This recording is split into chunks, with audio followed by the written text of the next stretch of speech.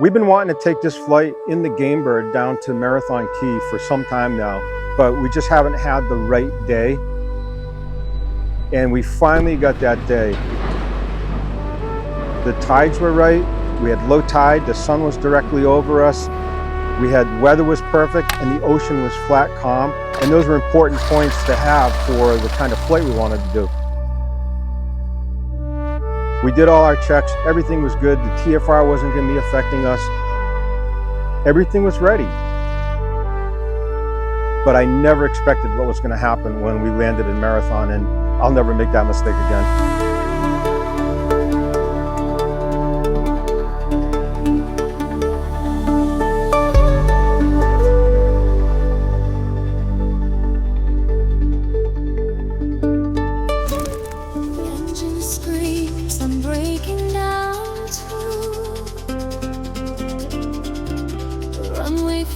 Away, the skies in view, grip for you,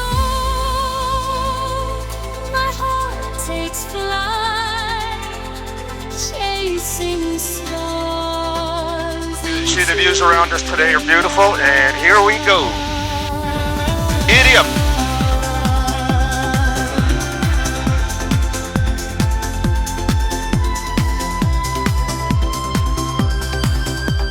Have to do a lot of planning because when we get off out of Fort Lauderdale here, we head out over the beach.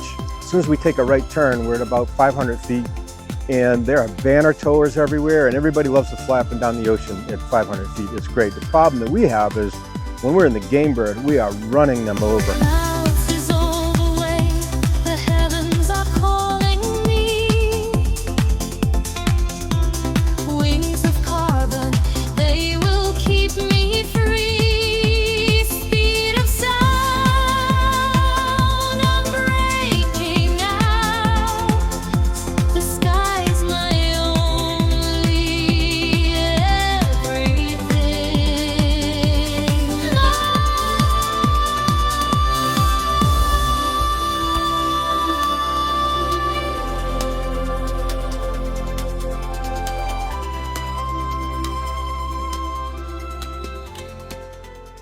We get down to Fort Lauderdale, Class Charlie.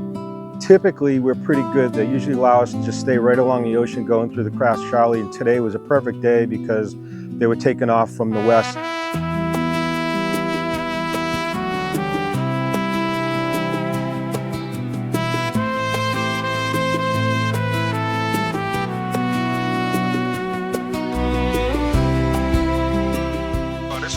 Fort Lauderdale Beach, you got the W, the Conrad, you got a Ritz-Carlton here. They're building some brand new, beautiful, first-class hotels right on the backside of it. This is a really great hot spot, great beach, all kinds of restaurants and bars, and just a great time here. Engines scream, I'm breaking through. The runway fades away, the sky's in view. Grip the yoke, my heart takes flight, chasing stars into the night.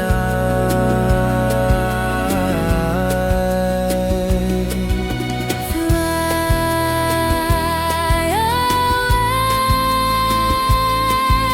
away, take to the skies today. Fly.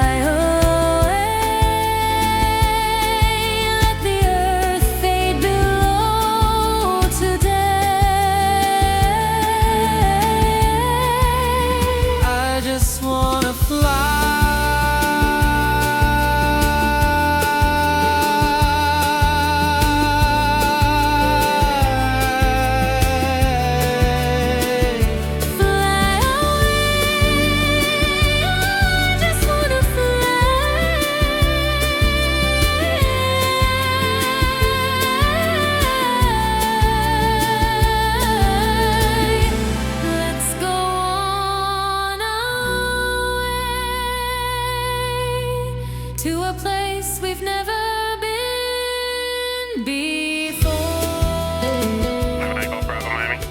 We're here at 700 feet. Echo Bravo, radar contact 7 miles east of Opalock International, altitude indicate 600 feet. Remain clear to Class Bravo airspace. Copy that, 7 Echo Bravo. We got through Class Charlie, they handed it off to Miami, and then we got approval from Miami to kind of do a flight that's really interesting. We come down the ocean about 500 feet. There's a spot at Hallover Inlet where, from an altitude standpoint, we can safely get in between the buildings and run down into Miami Bay.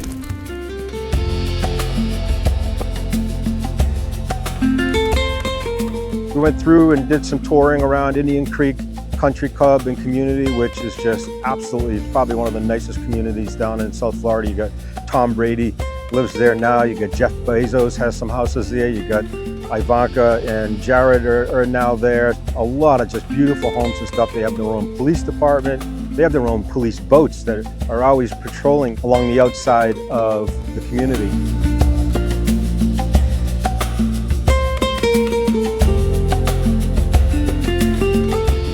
And then as we get down into Miami Bay, there's a spot where the Class Bravo kind of does a split. And if you're going on the inside, you have to almost fly between 500 and 750 feet.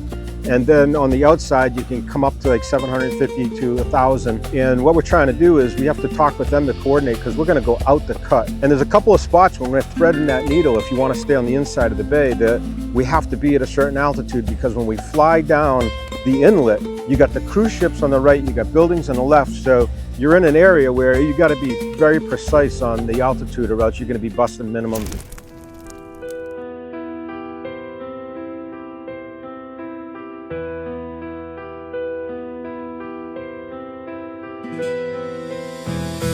The engine screams, I'm breaking through. The runway fades away, the sky's in view.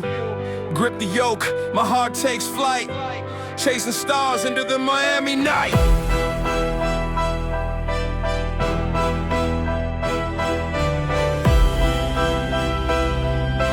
Miami Beach, we go! Clouds dissolve away, the heavens are calling me. Wings of carbon, they will keep me free. Speed of sound, I'm breaking though. The sky's my only everything. Fly away, take to the skies today. Fly away, let the earth fade away. I just wanna fly. Fly.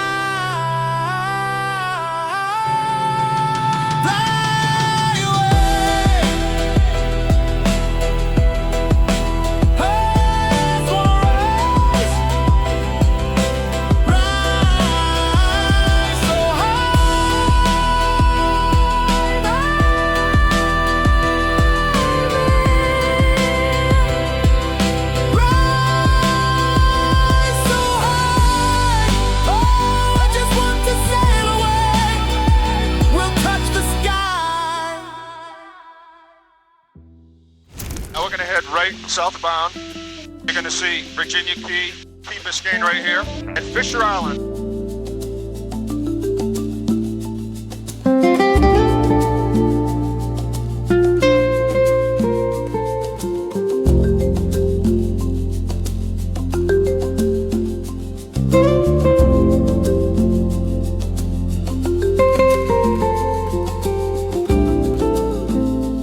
Now we get down to Biscayne Bay, we did some flights around Stiltsville, where there used to be a lot of houses and stuff there years ago, back in the 30s. They used to do, drug running there. They had casinos, illegal casinos, and there was just all kinds of stuff going on. There's only a handful of them that are still left that people actually still use. And there's this one spot just north of Stiltsville that I like to take everybody in, and it's a little better in the Cub because I can be a little slower and go around, and it's Nixon's Helipad. Nixon had a house right on Biscayne Bay. That was the Winter White House when Nixon was in presidency, and they built a helipad right in his backyard on the water. And it's this giant, all concrete pad that they could land a couple of those big Sikorsky helicopters on. And today, it's still there. I don't think you could ever take it out of it. Take to the sky, babe. Let's go away to a haven by the bay. I just wanna fly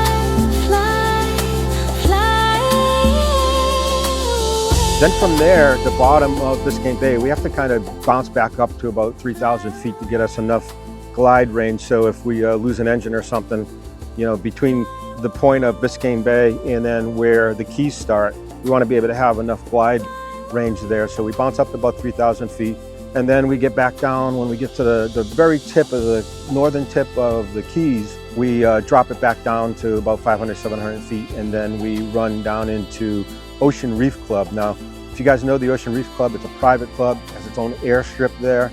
Great fishing and boating out of there, a couple golf courses. It's like their own self-contained community, private club, but you know, been there a few times and it's just a great place to stay. And we kind of toured around up there a little bit. Now here's where things change. After the Ocean Reef Club, you know, the Florida Keys are like kind of like a big sea or a big half moon. And we were gonna stay on the inside and go down the Keys on the inside, but we decided to just shoot directly from the northern Keys at Ocean Reef Club, directly over the inside of the Keys and over the water and all the islands and stuff down into Marathon.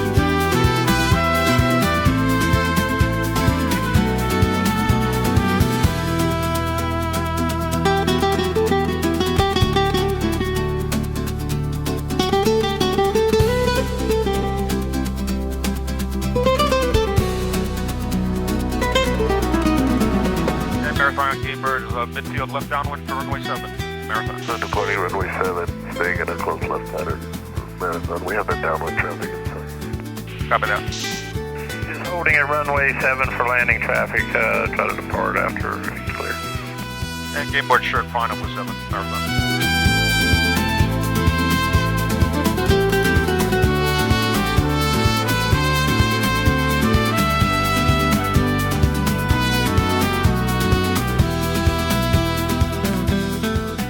And 79 Golf Bravo's cleared runway 7, Marathon.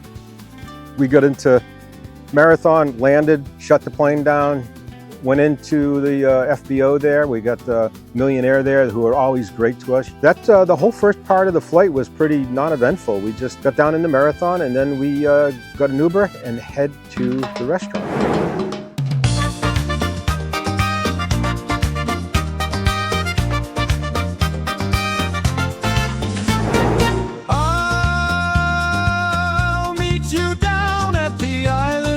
Restaurant where all the boaters dock, time to have some fun away. It's silent time all day today. See you around the block. It's time for some conch at the Island Restaurant. Don't be late to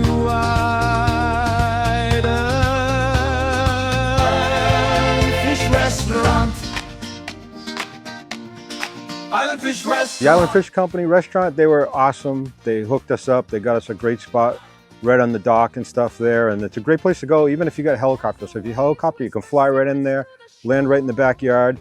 And it's always good food, good atmosphere. So thanks to them because they really hooked us up and took care of us while we were there. Okay, so that's the Island Fish Company down here in Marathon Key. Great meals. Breakfast is always awesome. Lunch is always awesome. So come and check them out. But we're gonna grab our car and head down to the airport. Let's go. Let's see, we get back to the FBO, said bye to everybody, took care of the bill. And when we get out to the airplane, I unlocked it and, you know, normally I try to just open the canopy and nothing's moving on the plane. Like, that's really strange. What's going on here? So I couldn't figure out, like, why is this not opening? It's usually very, very simple to just open the latch, you open the canopy, it's that simple. But I think what happened was it was so warm that day because it said on the apps that it felt like 105.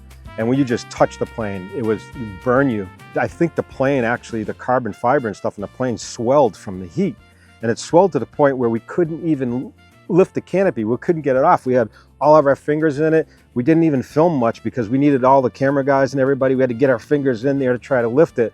And we just kind of tried to, we didn't want to hurt the plane, obviously. We couldn't put screwdrivers or anything like that. We kind of like a little bit, just hit it a little bit here and there, and we finally, it kind of popped open. Never seen that happen in a plane. That was such a mistake. I know better now. And we have a whole canopy, a whole front of the airplane cover for the airplane. We get all latched up and stuff, and I want to get the plane started, so I get it started and start to taxi a little bit so we can get some air moving and stuff. And what I do is I look at my Garmin G3X, and it's almost a black screen. And I'm like, what is going on? Did the brightness get turned down or something? And you could barely see it, so I had to get my hands up there close and try to find the brightness. The brightness was at 100%. It was on manual 100%, and the screen was just almost black.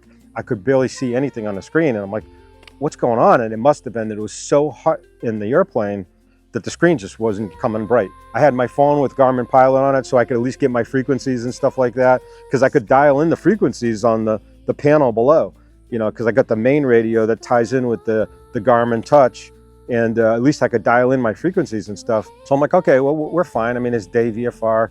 We're just going to be flying on this trip going north. We're going to be on the outside of the Keys and on Miami Beach. You know, I don't have to worry about all threading the needle in the Miami airspace and all that kind of stuff. So, I mean, all right, let's blast off. We're good. We can, you know, we got everything we need. I got all my frequencies, and I got traffic on my iPads and stuff like that. So we blast off. One thing I didn't think about, as soon as we took off and I got out over the outside of the Keys, is I couldn't see any of my engine instruments. I didn't know what my temps were. I didn't know what my fuel flows were. I couldn't see anything. There was nothing I could actually see on there. So we're blasting up. I'm like, all right, well, I'm just gonna come way back on my throttle, come back on power, and I'm gonna leave the mixture up. And I know that if I'm at 150 knots in this plane, I know that, you know, my prop and my throttle are way back at more like 2300. I just came back to my airspeed at 150, and we just kept going on. And at that point, I'm like, wow, geez, I gotta cool this cabin down. So let me run up to like 3,000 feet. So I run up to 3,000 feet. And as I'm climbing through 1,500, 2,000, it's getting cooler and cooler. The Garmin screen starts to get brighter and brighter and brighter. It was almost like a dimming switch on it. And the cooler it got, I got to 3,000 feet, and it was just as bright as can be. So it's something I've learned. I never realize that when those screens get that hot over temp, they just get really, really dark. All the problems were averted. We shot out of Marathon, and we're heading north.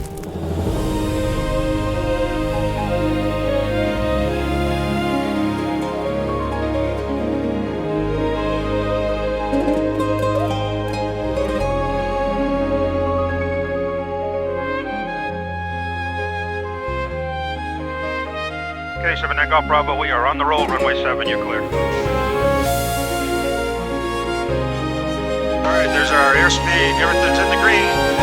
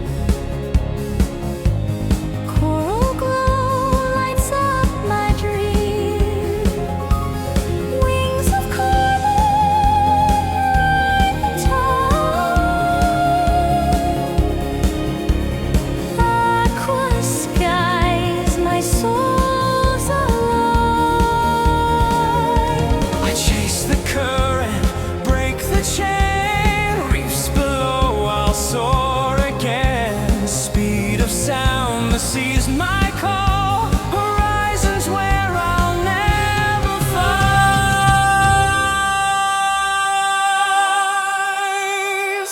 Because we wanted to get about 500, 700 feet and fly over all the dive sites and all the reefs and the wrecks and stuff like that, and just do a lot of nice filming. That's why we needed a flat, calm day where we had the wind coming out of the west on the other side of the Keys. And it was absolutely gorgeous. We probably seen no less than 1,000 boats out on all the reefs and on the sandbars and stuff.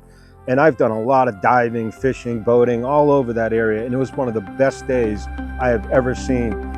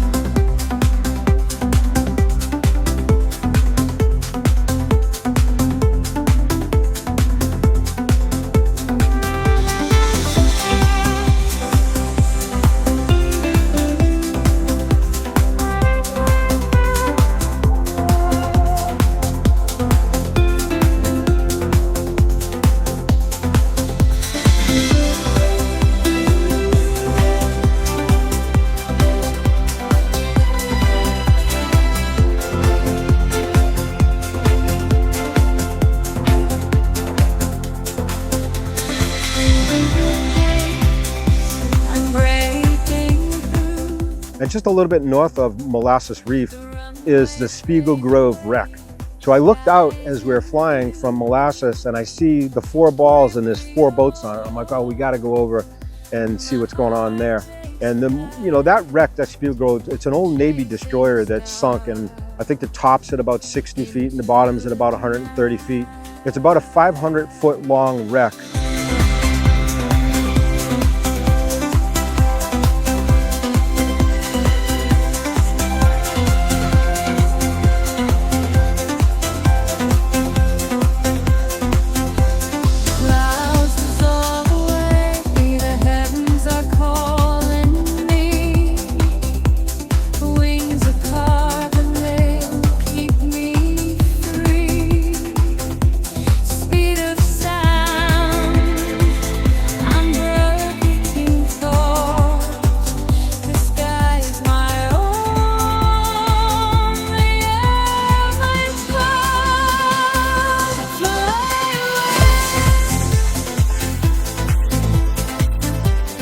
That was a blast. We went through all the areas down there, Keys, all the sandbars I used to go to in the boats and things like that for years. So we kept coming up. We came up the outside of the Keys, and then we get back up to the Ocean Reef Club again. We're the northern part of the Keys, so we're at the most northern part of Key Largo, and we bounce it back up to 3,000 to get some altitude for glide reasons, and then we drop back down into Biscayne Bay on the other side. And heading north now, we stayed on the outside of Miami Beach.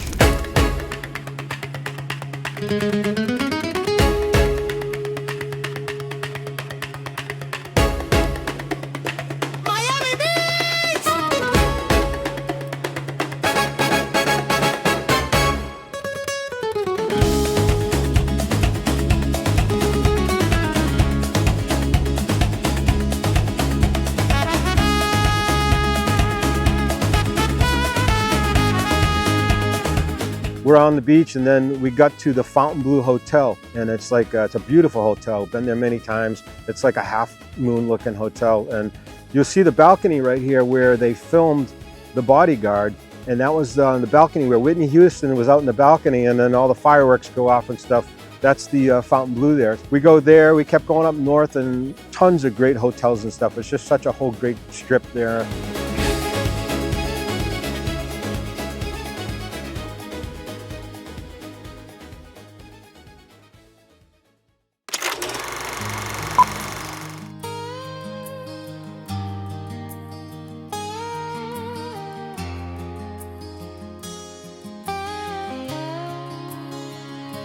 The engine screams, I'm breaking through. The runway fades away, the sky's in view. Grip the oar, my heart takes flight, chasing stars into the night.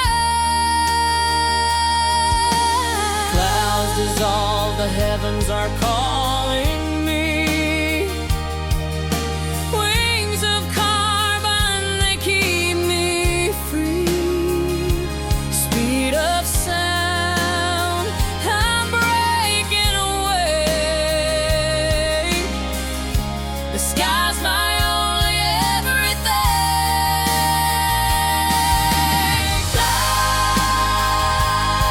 away, take to the skies today. Fly away, let the earth fade away. I just wanna fly, fly, fly away. I just wanna rise, rise, rise so high.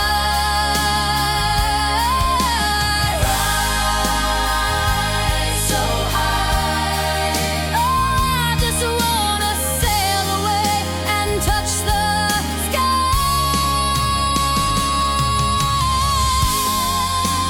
Let's go on our way to a haven by the bay. Above the earth, my spirit's free. The open sky is calling me.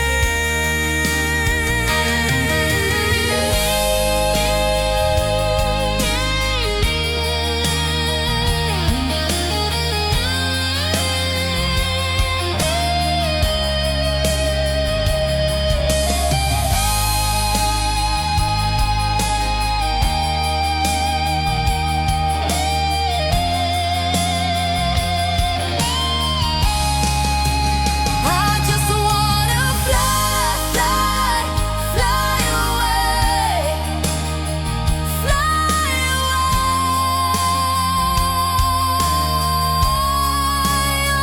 I just We finally got this day done. All the stars aligned. Everything was perfect for that day, other than some of the mechanical issues and electronics and stuff like that. But other than that, it was a flight I'll probably never forget. I just wanna rise, rise, rise so high.